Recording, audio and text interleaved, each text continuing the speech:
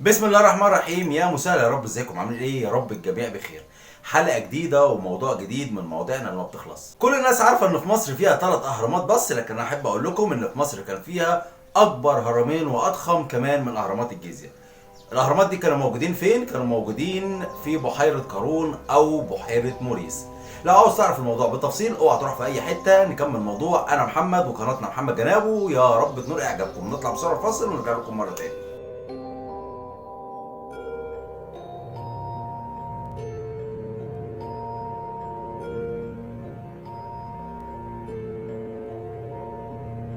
ورجعنا من الفاصل وهنتكلم باستفاضة عن موضوع حلقتنا النهاردة. موضوع حلقتنا النهاردة عن الأهرامات اللي كانوا موجودة في بحيرة قارون أو بحيرة موريس اللي في الفيوم. نرجع بسرعة قوي بقى للقرن الرابع قبل الميلاد، لما عمنا هيرودوت رجع بالزمن كده معانا وزار الأهرامات اللي موجودة في الفيوم. الراجل ده لف مصر من شمالها لجنوبها ومن شرقها لغربها، ما سابش حتة في مصر إلا لما راحها. نرجع بقى لمرجوعنا لما راح بقى الفيوم وزار أهرامات الفيوم. البحيرة دي زمان كانوا بيسموها بحيرة موريس، وده معنى لكلمة يونانية اسمها ميرور ومعناها البحيرة الكبيرة. لقى ايه بقى بحيرة موريس؟ الراجل ده لقى هرمين كبار جدا في قلب البحيرة، ولقى ان فوق كل هرم من دول على القمة تمثال كبير جدا عملاق للملك أمنحتب الثالث.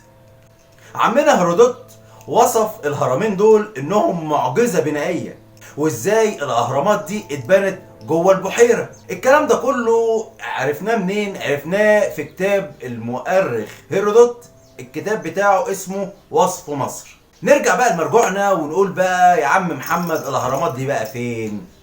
ولا راحت فين؟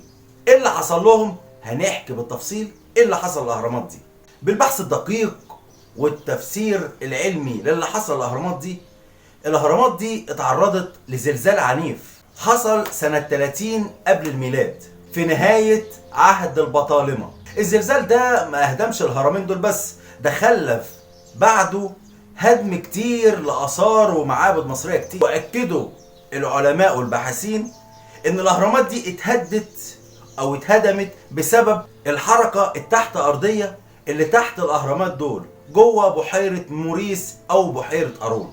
للأسف بيرجع اللوم والعتاب على علماء الجيولوجيا انهم مفيش حد منهم بحث ونقب على الآثار اللي مهدومة جوه بحيرة موريس، وللأسف محدش فيهم فكر انه يمسحها جغرافيا او جيولوجيا عشان يتأكدوا وجود الهرمين المهدومين فيها دول. وطبعا مش الاهرامات بس، ده في اثار كتيره مهدومه ومغموره جوه البحيره. ومش البحيره قارون بس، ده عندنا النيل واسكندريه وكذا مكان فيه اثار غرقانه فيه. طبعا كلها كنوز ومحتاجه اللي ينقب عنها، وده ياكد لنا ويثبت لنا ان كان في مصر حضاره رائعه ومعجزه حقا ما جاتش زيها في بلاد العالم. وكل يوم بنتأكد وبيبقى عندنا يقين ان احنا عايشين فوق ارض مقدسة. الارض دي ما تخلاش عنها المجد ولا الحضارة من يوم نشأتها.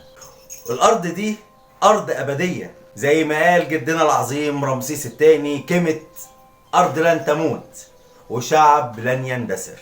خلصت حلقتنا لحد كده النهارده. انا محمد وقناتنا محمد جنابه، يا رب ينول اعجابكم. اوعى تكون بخيل وتنساني من اللايك والشير. انزل بسرعه فعل زر الجرس، ولو مش مشترك اشترك معايا في القناه عشان يجيلك مني كل جديد. ومستني منكم تعليقاتكم واحلى لايك عشان يخلي الفيديو متاح لكل الناس. وفي السلام ختام، السلام عليكم.